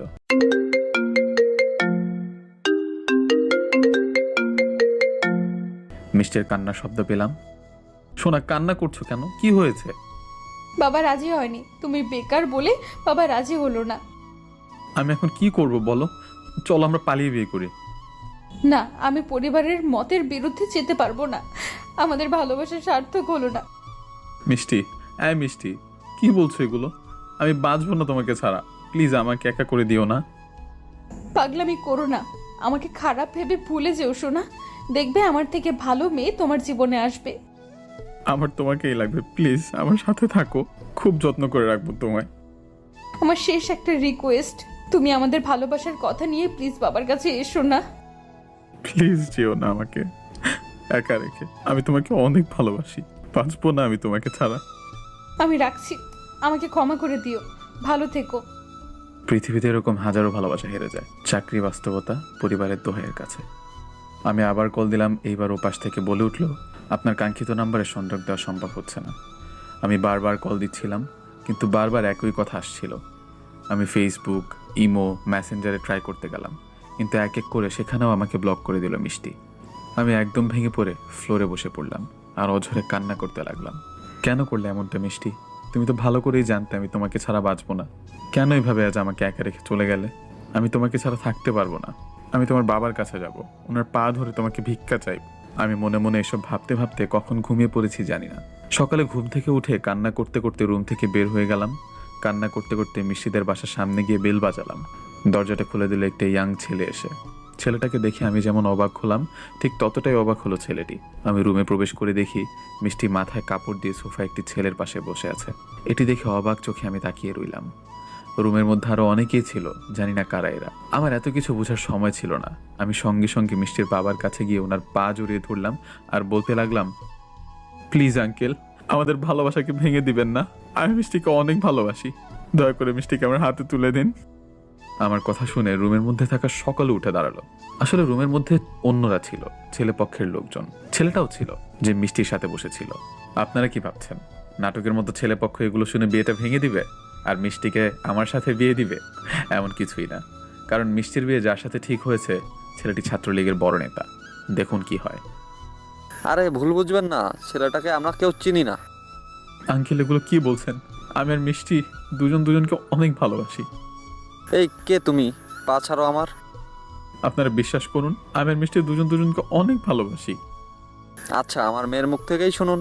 বল তুই কে এই ছেলে? চিনিস ছেলেটি যা বলতেছে সব কি সত্যি? মিষ্টি তখন অশ্রু ভেজা চোখে একবার আমার দিকে একবার পরিবারের দিকে তাকাচ্ছিল। মিষ্টি, বলে দাও আমি তোমার ভালোবাসার মানুষ। আমি মনে দৃঢ় বিশ্বাস নিয়ে দাঁড়িয়েছিলাম, কারণ আমি জানতাম মিষ্টি কি বলবে। কি রে বল? বল দ্রুত, তুই ছেলেটাকে চিনিস নাকি? তখন মিষ্টি বলে দিল, না, আমি চিনি না একে। মিষ্টির কথা শুনে অবাক চোখে আমি মিষ্টির দিকে তাকালাম। মিষ্টির কথা শুনে আমার মাথায় আকাশ ভেঙে পড়লো। আমার বুকের ভেতরটা কাঁপতে লাগলো। আমি নিজের কানকে বিশ্বাস করতে পারছিলাম না।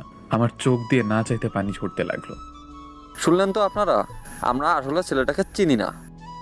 মিষ্টি, মিষ্টি, কি বললে তুমি? এটা আমাকে চেনো না? এই দেখো আমাকে, আমি শুভ, তোমার শুভ, যাকে তুমি পাগলের মতো ভালোবাসতে, যার হাতে হাত রেখে তুমি বলেছিলে কখনো তোমাকে ছেড়ে যাব না।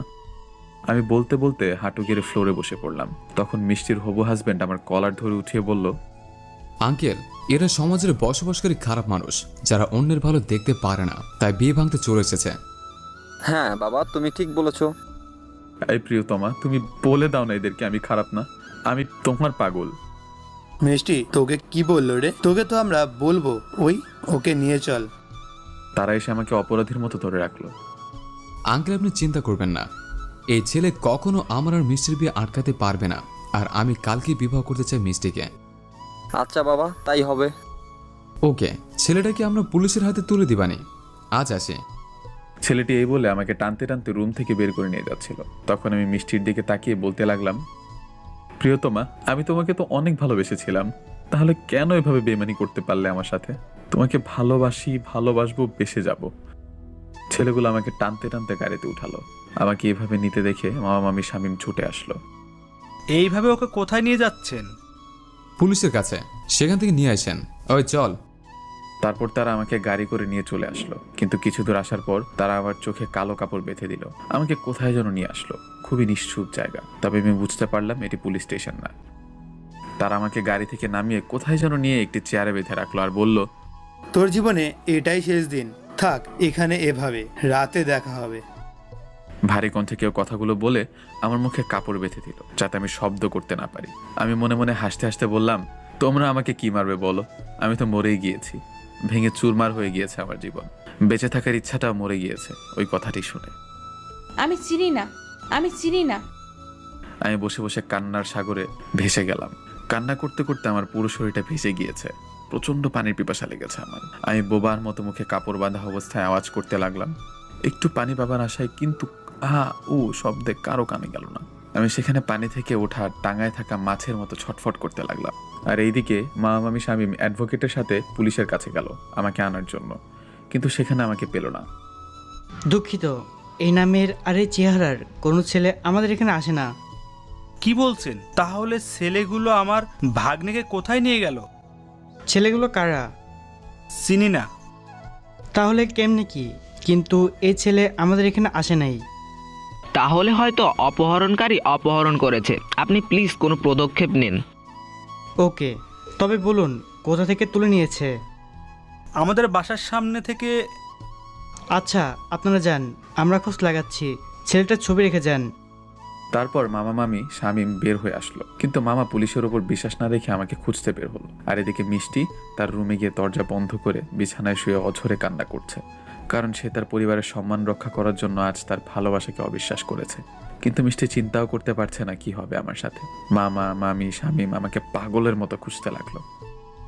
যাই হোক, সারাটা দিন আমি ওরকম ভাবেই বেঁধেছিলাম চেয়ারে। আমার হাতে বেঁধে রাখা স্থান কেটে রক্ত পড়ছে, পিপাসায় আমি কথা বলতে পারছি না। আর এদিকে সন্ধ্যার আজানের পর মিষ্টির হবু হাজবেন্ড সহ বেশ কিছু ছেলে রুমে ঢুকলো। ওই কেউ ওর বাঁধন খুলে দেয়। মিষ্টির হবু হাজবেন্ডের নাম মিলন।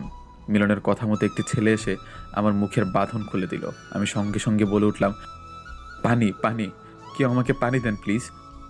এর দিকে পানি পিপাসা লাগছে? ভাই। কিন্তু বাছা, তোমার তো পানি মিলবে না, তোমাকে ধীরে ধীরে মেরে ফেলবো সোনা। দয়া করে একটু পানি দিন আমাকে। আমার কথা কানে না নিয়ে মিলন একটি ধারালো ছুরি নিয়ে আমার দিকে এগিয়ে আসলো। তোর কত বড় সাহস আমার হবু বউয়ের দিকে চোখ দিস? আমাকে মারবেন না প্লিজ। আমি এই কথা বলার সঙ্গে সঙ্গে ছুরিটা আমার পেটের মধ্যে সম্পূর্ণটা ঢুকিয়ে দিল। মামা গো, প্লিজ কেউ সাহায্য করুন, অনেক রক্ত পড়তেছে। মিষ্টির হবু হাজবেন্ড ছুরি নিয়ে আমার পেটের মধ্যে ঢুকিয়ে দিল। মা গো বলে আমি এক চিৎকার দিয়ে উঠলাম। শালা, আমার হবু বউয়ের সাথে প্রেম করবি? এবার ওপারে যে আফসোস করিস। আমি চোখে ঝাপসা দেখতে লাগলাম। চারপাশের সবকিছু আমার সামনে খোলা হতে লাগলো। আমি আর চিৎকার করতে পারছিলাম না। ভাই, এটাকে এখন বাইরে ফেলে দিয়ে আসি, এমনিতেই মারা যাবে, ভুঁড়ি বের হয়ে গেছে। যা, ওকে ফেলে দিয়ে আয়, মাঝরাত তো, কারো সাহায্য পাবে না। আমি নিচে পড়ে থেকে গড়াগড়ি খাচ্ছিলাম, রক্তে পুরো মেঝেটা লাল হয়ে গিয়েছে। তারপর ওরা সকলে আমাকে গাড়িতে করে মাঝরাতে এক ব্রিজের পাশে ময়লার স্তূপের মধ্যে ফেলে দিয়ে আসলো। আমি ময়লার স্তূপের মধ্যে পড়ে থেকে রাস্তার দিকে তাকিয়েছিলাম কারো আসার অপেক্ষায়। আমি সেখানে পড়ে থেকে মৃত্যুর জন্য অপেক্ষা করছিলাম। আমি শুধু ভাবছিলাম, আমি যদি মারা যাই তাহলে আমার পরিবারের কি হবে? আমি তো তাদের একমাত্র সম্বল। আর মিষ্টির বলা সেই কথাটি বারবার আমার কানে হানা দিচ্ছে। আমি চিনি না একে। আমাকে চেনে না, আমার ভালোবাসার মানুষ আজ আমাকে চেনে না। এদিকে মামা মামি শামীমের চোখে ঘুম নেই। মামা মামি শুধু ভাবছে যদি আমার কিছু হয়ে যায় তাহলে তারা কি বলবে আমার বাবা মাকে। তারা শুধু আমার চিন্তা করছে। আজ বুধবার, আগামী শুক্রবার মিষ্টির বিবাহ, ওই মিলনের সাথে। মিষ্টি মন খারাপ করে বিছানায় কান্না করছিল। মিষ্টি ভাবছে একদিন না একদিন আমি ওকে ভুলে যাব। কিন্তু মিষ্টি, আমি তো তোমাকে ভুলে যাবার জন্য ভালোবাসিনি। মিষ্টি হয়তো বুঝছে না আমার সাথে কি করেছে মিলন। যাই হোক, এদিকে আমি ঝাপসা চোখে ভাঙা কণ্ঠে ধীরে ধীরে শব্দ করার চেষ্টা করছিলাম যাতে কেউ শুনতে পায়। রাত 1টা, কেউ নেই আশেপাশে। রাস্তা দিয়ে 2টা গাড়ি গিয়েছে, তারা আমাকে দেখতে পায়নি। তাই যদি আমাকে বাঁচতে হয় রাস্তার উপর যেভাবেই হোক যেতে হবে। আমার বাঁচতে ইচ্ছা করছে না, কিন্তু আমাকে বাঁচতে হবে আমার বাবা মার জন্য। কারণ তারা আমাকে এভাবে এতটা বড় করেছে, তাদেরকে যাতে একটু সুখের মুখ দেখাতে পারি। আমাকে তো সহজে মরা যাবে না। তাই আমি শুয়ে থাকা অবস্থায় হেঁচড়ে হেঁচড়ে রাস্তার পাশে গেলাম। আমি কোনো মতে রাস্তার ধারে যাবার পর আমার চোখ দুটো বন্ধ হয়ে যায়। এর কিছুক্ষণ পর রাস্তা দিয়ে একটি প্রাইভেট কার আসছিল। প্রাইভেট কারের লোক আমাকে রাস্তার পাশে রক্তাক্ত অবস্থায় পড়ে থাকতে দেখে গাড়িটি থামিয়ে দ্রুত গাড়ি থেকে একটি মেয়ে আর একটি ছেলে নামলো। তারা আমাকে এই অবস্থায় দেখে দ্রুত তাদের গাড়িতে উঠিয়ে নিল। তারা আমাকে নিকটতম হাসপাতালে নিয়ে আসলো। তারপর আমাকে ইমার্জেন্সিতে নিয়ে গেল। সকালে মা মামি শামীম আবার পুলিশের কাছে গেল। প্লিজ স্যার, আপনারা কিছু করুন, আমার ভাগ্নে এখনো পর্যন্ত বাসায় ফিরলো না। আচ্ছা চলুন, ওকে কারা কোথা থেকে তুলে নিয়েছিল সেখানে চলুন। তারপর মা মামি শামীম পুলিশ সহ সকলে মিষ্টিদের বাসায় গেল। মিষ্টিদের বাসায় ঢোকার পর কি সমস্যা স্যার? মিষ্টির বাবা ভাবছে পুলিশকে আমার মা মামি ডেকে নিয়ে গিয়েছে। মিষ্টি ও মিষ্টির মা সকলে পুলিশকে দেখে রুম থেকে বের হলো। খুব বড় সমস্যা। কি সমস্যা স্যার? আগামীকাল আপনাদের বাসা থেকে একটা ছেলেকে কিছু ছেলে তুলে নিয়ে গেছে আর বলে গেছে পুলিশের হাতে তাকে তুলে দিবে। কিন্তু আফসোস, ছেলেটাকে আমাদের কাছে আনেনি। এতে আমি কি করতে পারি স্যার? কি করতে পারেন মানে? অনেক কিছু করতে পারেন। আপনি বুঝতেছেন যদি ছেলেটাকে না পাওয়া যায় আপনার কি হতে পারে? ও কোথায়? ওর কি কিছু হয়েছে? আপনি কে? আমার মেয়ে স্যার। তুই চুপ থাক। আপনার মেয়ে মনে হয় অনেক কষ্টে আছে, ছেলেটাকে খুঁজে পাওয়া যাচ্ছে না বলে। তেমন কিছু না স্যার। সে যাই হোক, তো আপনি বলুন ছেলেটাকে কারা নিয়ে গিয়েছিল? তারপর মিষ্টির বাবা মিলনের কথা বলে। আচ্ছা, আবার কোনো প্রয়োজন হলে আসবো। ভালো থাকবেন। তারপর সবাই সেখান থেকে বের হয়ে আসলো। পুলিশ মামাকে বলল, আপনারা চিন্তা করবেন না, আমরা মিলন নামে ছেলেটাকে খুঁজে বের করব। পুলিশ চলে যায়। পুলিশ চলে যাওয়ার পর মিষ্টির বাবা মা মামির কাছে আসে আর বলে, আগামীকাল আমার মেয়ের বিয়ে হওয়ার পর আপনারা এই বাসা থেকে বেরিয়ে যাবেন। মামা বুঝতে পারলো অপমান করলো, কিন্তু এতে আফসোস নেই মামার। মামা শুধু আমার চিন্তায় বিভোর। আর এদিকে মিষ্টি নিজের রুমে এসে কান্না করতে লাগলো, আর আমি হাসপাতালে অপারেশন থিয়েটারে। রোগীর সাথে কে আছেন? জি ডাক্তার, বলুন। রোগীর প্রচুর রক্তক্ষরণ হয়েছে, 4 ব্যাগ রক্ত লাগবে, বি পজিটিভ। আমার রক্তের গ্রুপ বি পজিটিভ, আমার কাছ থেকে নেন। আর বাকি 3 ব্যাগ আমরা ম্যানেজ করতেছি। ওকে, আসুন। সকাল পেরিয়ে দুপুরের দিকে আমার জ্ঞান ফিরলো। তখন 1:30 বাজে। আমার জ্ঞান ফিরতেই আমি নিজেকে হাসপাতালের বেডে আবিষ্কার করলাম। আমার পাশে একটি মেয়ে বসে আছে। কিন্তু এসবে আমার মন থাকলো না। সঙ্গে সঙ্গে আমার মনে পড়লো আজ তো শুক্রবার, আমার জীবনের পথসঙ্গীর বিবাহ। আমাকে যেভাবেই হোক বিবাহটা ভাঙতে হবে, কারণ মিষ্টি শুধু আমার। আমার জ্ঞান ফিরেছে দেখে পাশে বসে থাকা মেয়েটি ডাক্তার ডাকতে গেল। কিন্তু আমি কোনো কিছু না ভেবে আমি ওভাবেই পেটে সেলাই নিয়ে কোনো মতে একটি গেঞ্জি পরে হাসপাতাল থেকে বের হয়ে গেলাম। আমি হাঁটছিলাম, মনে হচ্ছিল আমার পেটে সেলাই করার স্থান দিয়ে পেট থেকে সবকিছু বের হয়ে যাবে। কিন্তু আমার হাতে সময় নেই। যেভাবেই হোক আমাকে মিষ্টির বিবাহ ভাঙতে হবে। আমি একটি সিএনজিতে উঠলাম সোজা মিষ্টিদের বাসার সামনে যাওয়ার জন্য। আর এদিকে হাসপাতালে আমাকে না দেখতে পেয়ে ডাক্তারের মেয়েটি আমাকে খুঁজতে লাগলো। আর এদিকে মামামি শামীম আবারও পুলিশকে নিয়ে মিষ্টিদের বাসায় আসছিল। মামারা আসার আগেই আমি মিষ্টিদের বাসায় চলে এলাম। গেট দিয়ে বাসার ভিতর যাবার পরই দেখতে পেলাম আমার ভালোবাসা বউ সেজে অন্য কারো সামনে বসে আছে। দৃশ্যটা দেখে বুক ফেটে কান্না চলে আসলো। চোখ দিয়ে অঝরে পানি পড়তে লাগলো। যাকে নিয়ে স্বপ্নের রাজ্যে রানী বানিয়েছি, যাকে নিয়ে বউয়ের স্বপ্ন রাঙিয়েছি, আজ সে আমার সামনে অন্য কারো পাশে বসে আছে বউ সেজে। আসলে কি পৃথিবীতে ভালোবাসা গরিবের জন্য না? আমার পেটে সেলাই করা স্থান থেকে রক্ত পড়ছিল, কারণ সিএনজিতে আসার সময় অনেক ঝাঁকি লেগেছে। রক্তে আমার প্যান্ট লাল হয়ে গিয়েছে। এদিকে বিবাহ পড়াচ্ছেন কাজী। ছেলে হয়তো কবুল বলে দিয়েছে, তাই সবাই মিষ্টিকে কবুল বলার জন্য জোর করছিল। তখন আমি ওদের কিছুটা সামনে গিয়ে বললাম, প্রিয়তমা। আমি অশ্রু ভেজা চোখে মিষ্টিকে ডাক দিলাম সেই নামটি ধরে, যেই নামে শুধু মিষ্টিকে আমি রাখি। আমার কণ্ঠ শুনে বিদ্যুতের বেগে মিষ্টি আমার দিকে তাকালো। আমাকে দেখার সঙ্গে সঙ্গে সেখান থেকে উঠে আমার কাছে আসছিল, কিন্তু মিষ্টির বাবা মিষ্টির হাত ধরে আটকিয়ে দিল। এই প্রিয়তমা, তোমার জীবন তো এখানে, তুমি কার পাশে বসে আছো? আমাকে দেখে মিলন অবাক। তারপর মিলনের বন্ধু তার হাতে একটি লাঠি নিয়ে আমার কাছে আসতে লাগলো। প্রিয়তমা, আমার চোখের দিকে তাকাও। আমার ডাকে মিষ্টি আমার চোখের দিকে তাকালো। মিষ্টির চোখেও পানি আর আমার চোখেও পানি। মিষ্টি আমার চোখে তাকালে আমি বলে উঠলাম, ভালোবাসি। আমি মিষ্টিকে অনেক ভালোবাসি। এটি বলার সঙ্গে সঙ্গে মিলনের সেই বন্ধু আমার কাটা জায়গায় পেটে খুব জোরে একটি ঘুষি দিল। সঙ্গে সঙ্গে আমার পেটের সেলাই ছিঁড়ে গেল। আমি মাটিতে পড়ে গেলাম। কেউ আমাকে বাঁচাও! চিৎকার দিয়ে মাটিতে পড়ে গেলাম। মিলনের বন্ধু যে আবার আমাকে ঘুষি দিতে যাবে, তখনই পুলিশ সহ মামা মামি শামীম চলে আসলো। পুলিশকে দেখে মিলনের বন্ধু লাঠি ফেলে দিয়ে পালাতে যাচ্ছিল, সাথে মিলনও বিয়ে ছেড়ে পালাতে যাচ্ছিল, কিন্তু পুলিশ তাদেরকে ধরে ফেলে। আমার পেট থেকে এভাবে রক্ত পড়তে দেখে মিষ্টি ঝাড়ে দিয়ে তার হাত ছুটিয়ে কান্না করতে করতে আমার সামনে আসছিল দৌড়ে। আমি মিষ্টিকে আসতে দেখে নিচে পড়ে থেকে অশ্রু ভেজা চোখে তাকিয়ে দেখতে লাগলাম। মিষ্টি আমার কাছে এসে আমার মাথা তার কোলে নিয়ে কান্না করতে করতে বলল, এই তোমার কি হয়েছে? কিছু সময়ের জন্য আমি আমার সব যন্ত্রণা ভুলে গেলাম। মিষ্টিকে আমার পাশে দেখে এক ভালো লাগা কাজ করতে লাগলো। যাক, তাও তো এই ভালো লাগাটা নিয়ে মরতে পারবো। প্লিজ কেউ সাহায্য করুন, অনেক রক্ত পড়তেছে। আমি আমার রক্ত মাখা হাতে মিষ্টিকে স্পর্শ করলাম।